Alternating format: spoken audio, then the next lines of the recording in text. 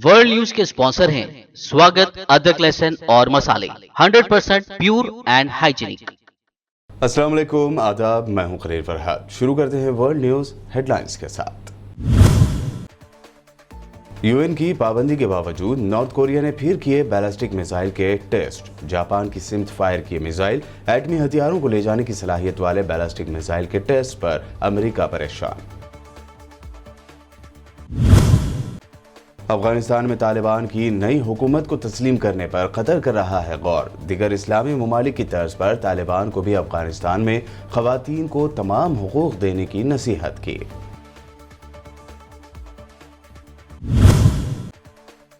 लाखों अफगान शहरियों का अपने मुल्क से दर बदर होना बड़ा इंसानी अलमिया। तुर्की ने जाहिर की तशवीश। आलमी बिरादरी को मिलकर इक़दामात करने पर दिया जोर।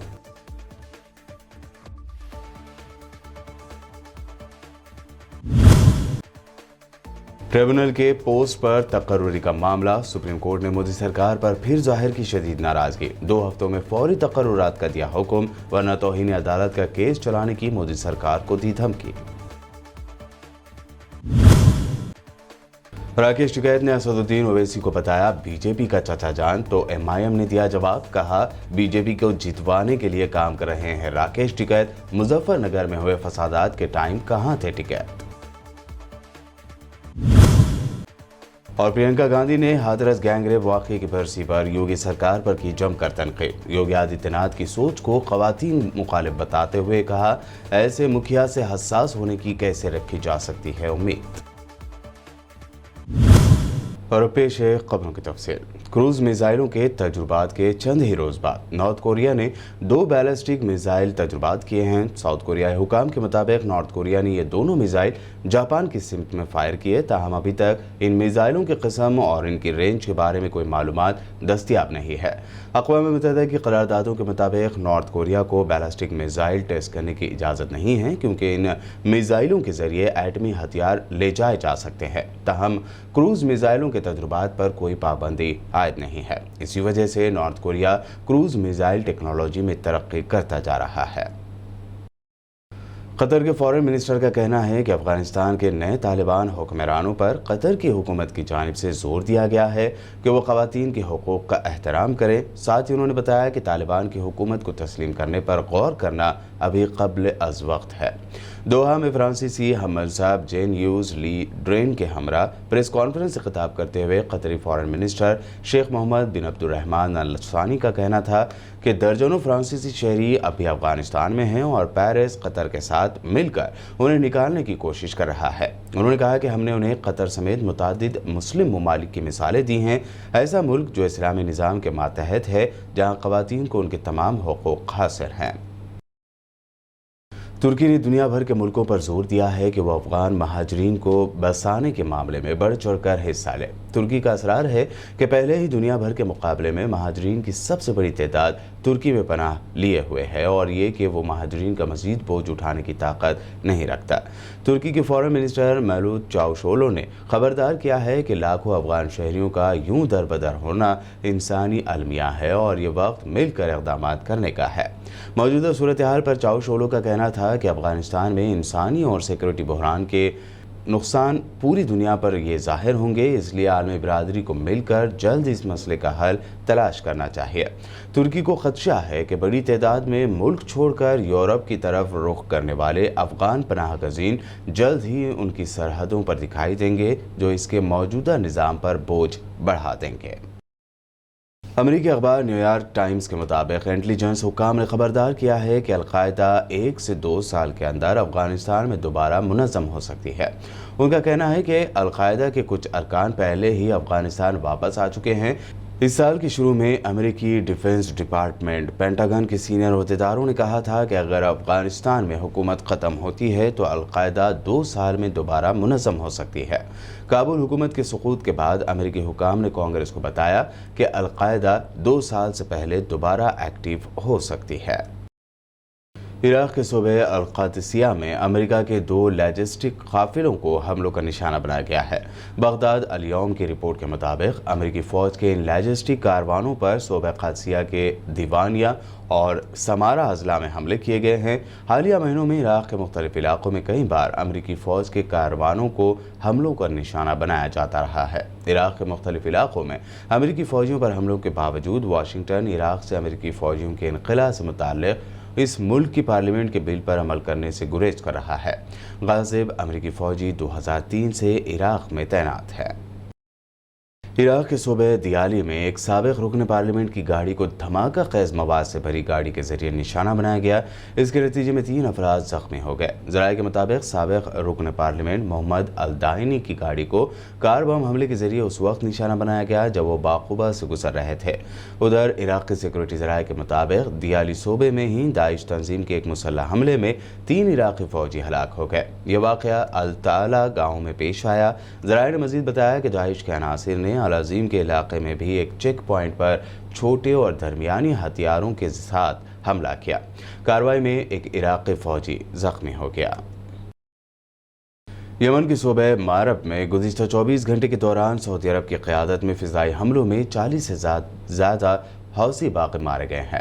مارب میں مسلح افواج کے میڈیا سینٹر کے قریبی ذرائع نے بتایا کہ فضائی حملوں میں سرواہ ضلع میں باغیوں کے ٹھکانوں، اجتماعات اور محاذ پر تعیناتوں کو نشانہ بنایا گیا جس میں کم از کم 40 افراد ہلاک اور 9 ہتھیار بند گاڑیاں تباہ ہو گئے۔ انہوں نے کہا کہ یہ فضائی حملے باغیوں کی جانب سے فرنٹ لائن پر تعینات یمنی فورسز پر شروع کیے گئے حملوں کے جواب میں یہ حملے کیے گئے ہیں۔ انہوں نے دعویٰ کیا کہ ان حملوں میں حکومت نواز مسلح افواج کا کوئی رکن زخمی نہیں ہوا۔ اسرائیلی حکومت کا انسانیت کو شرمسار کرنے والا رویہ پھر ایک مرتبہ سامنے آیا ہے۔ اسرائیل کی یہودی حکومت کے غیر انسانی رویے کی وجہ سے غزہ کے 50,000 لوگ کورونا کا ٹیکہ لگوانے سے محروم ہو گئے۔ غزہ کی وزارت صحت نے بتایا کہ کس طرح صہیونی حکومت کے غیر انسانی رویے کی وجہ سے کورونا کے ٹیکوں کی 50,000 ڈوز خراب ہو گئے۔ یہ ٹیکے اسپوتنک لائٹ کے تھے۔ غزہ کی ہیلتھ منسٹری نے 50,000 ڈوز کے خراب ہونے کے لیے صہیونی حکومت کو ذمہ دار قرار دیتے ہوئے کہا کہ اسرائیلی حکومت نے ان ٹیکوں کو صحیح وقت پر غزہ پہنچنے سے روک دیا۔ اسرائیل نے کورونا کے ٹیکوں کو لمبی مدت تک ٹرانسپورٹ کی غیر مناسب صورتحال کے حوالے کر دیا جس سے یہ ٹیکے خراب ہو گئے۔ حکومت پاکستان نے 16 ستمبر سے 50% حاضری کے ساتھ تعلیمی ادارے کھولنے کا اعلان کر دیا ہے۔ پاکستان کے پلاننگ کمیشن کے منسٹر اسد عمر کے مطابق کورونا کی چوتھی لہر کی شدت میں بتدریج کمی آ رہی ہے۔ 50% مسافروں کے ساتھ پبلک ٹرانسپورٹ کھولنے کا بھی فیصلہ کیا گیا ہے جبکہ جمعرات 16 ستمبر سے تعلیمی ادارے بھی کھول دیے جائیں گے۔ اسلام آباد میں نیوز کانفرنس سے خطاب کرتے ہوئے اسد عمر نے کہا کہ 24 میں سے 18 اضلاع میں کورونا صورتحال میں بہتری آئی ہے۔ 6 اضلاع میں 22 ستمبر تک بندشیں قائم رہیں گی۔ انہوں نے کہا کہ پارک اور جم مکمل ویکسینیٹڈ افراد کے لیے کھول دیے جائیں گے۔ آؤٹ ڈور ڈائننگ کا ٹائم رات 12 بجے تک کر دیا گیا۔ ورلڈ نیوز میں ابھی تک آپ نے دیکھی اہم انٹرنیشنل نیوز۔ وقت ہوا ہے ایک شارٹ بریک کا۔ بریک کے بعد جلد لوٹیں گے اور دیکھیں گے اہم نیشنل نیوز۔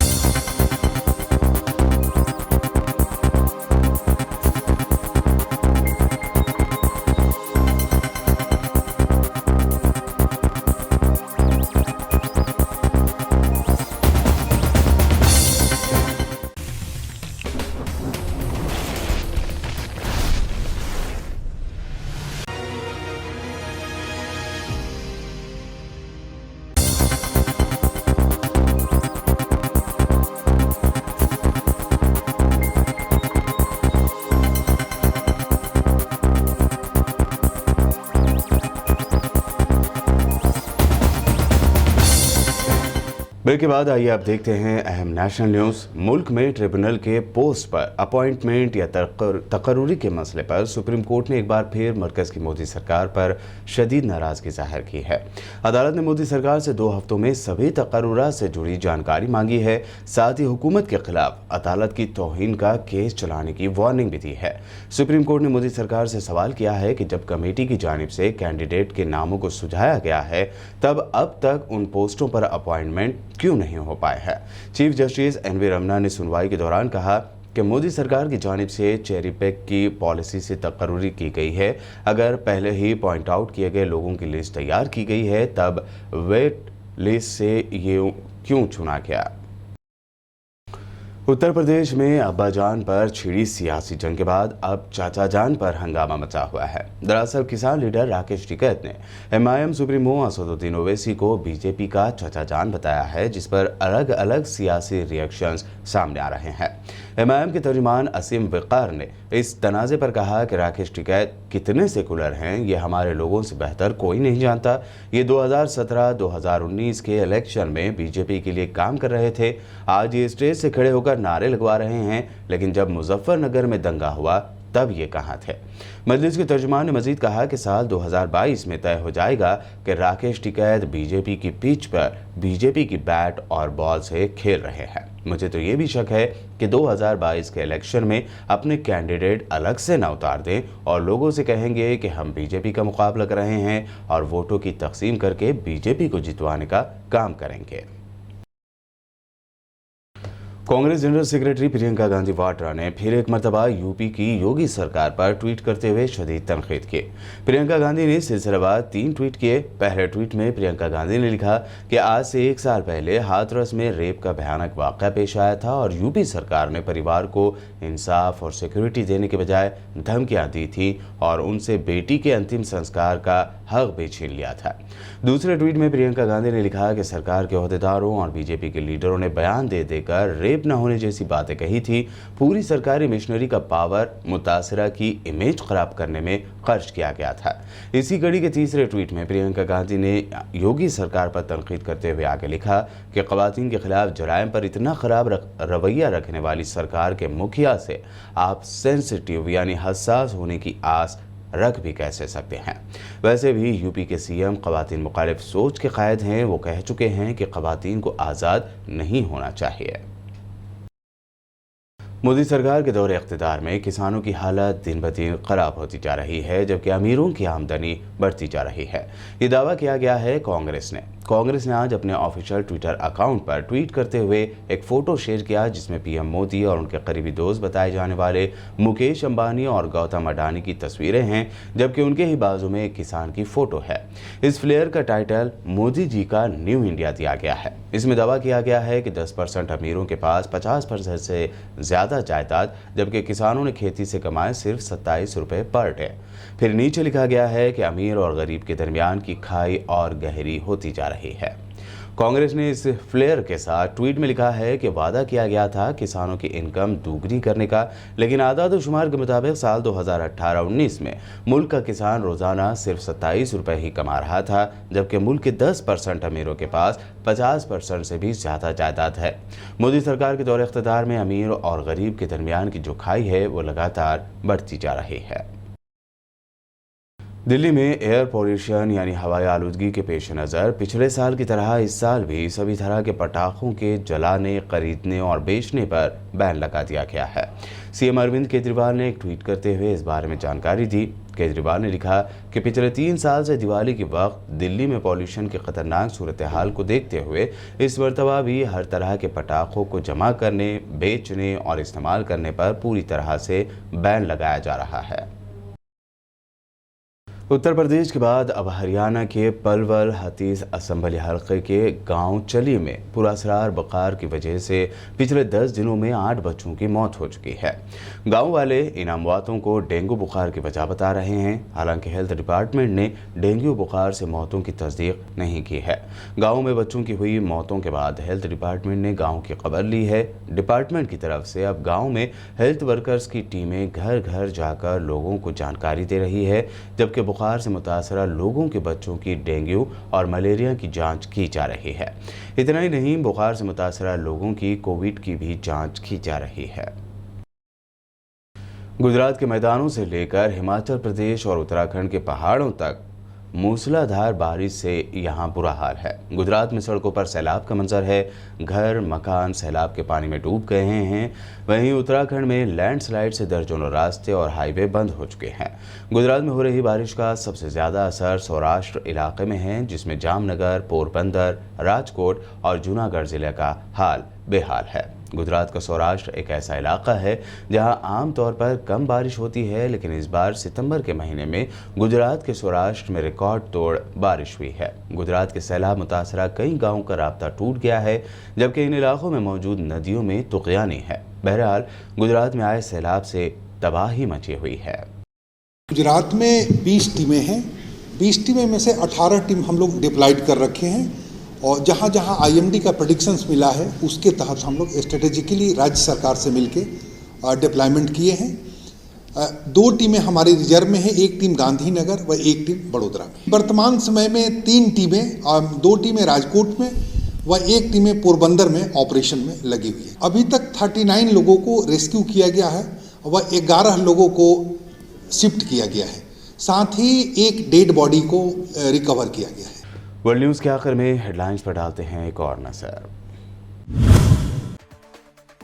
UN की पाबंदी के बावजूद नॉर्थ कोरिया ने फिर किए बैलिस्टिक मिसाइल के टेस्ट। जापान की सिमत फायर किए मिसाइल, एटमी हथियारों को ले जाने की सलाहियत वाले बैलिस्टिक मिसाइल के टेस्ट पर अमेरिका परेशान। अफगानिस्तान में तालिबान की नई हुकूमत को तस्लीम करने पर कतर कर रहा है गौर। दिगर इस्लामी ममालिक की तर्ज पर तालिबान को भी अफगानिस्तान में खवातीन को तमाम हुकूक देने की नसीहत की।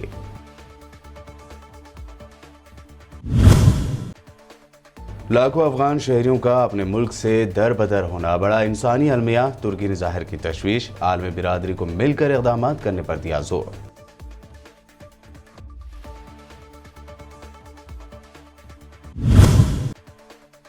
ट्रिब्यूनल के पोस्ट पर तकर्रुरी का मामला, सुप्रीम कोर्ट ने मोदी सरकार पर फिर जाहिर की शदीद नाराजगी। 2 हफ्तों में फौरी तकर्रुरात का दिया हुक्म, वरना तौहीन अदालत का केस चलाने की मोदी सरकार को दी धमकी। राकेश टिकैत ने असदुद्दीन ओवैसी को बताया बीजेपी का चाचा जान, तो MIM ने दिया जवाब, कहा बीजेपी को जितवाने के लिए काम कर रहे हैं राकेश टिकैत। मुजफ्फरनगर में हुए फसादात के टाइम कहां थे टिकैत। और प्रियंका गांधी ने हाथरस गैंगरेप वाकये की बरसी पर योगी सरकार पर की जमकर तनकीद। योगी आदित्यनाथ की सोच को खवातीन मुखालिफ बताते हुए कहा, ऐसे मुखिया से हसास होने की कैसे रखी जा सकती है उम्मीद। वर्ल्ड न्यूज़ में अभी आपने देखी अहम इंटरनेशनल और नेशनल न्यूज़। ताज़ा तरीन खबरों और दिलचस्प प्रोग्राम्स के लिए देखते रहिए BBN चैनल।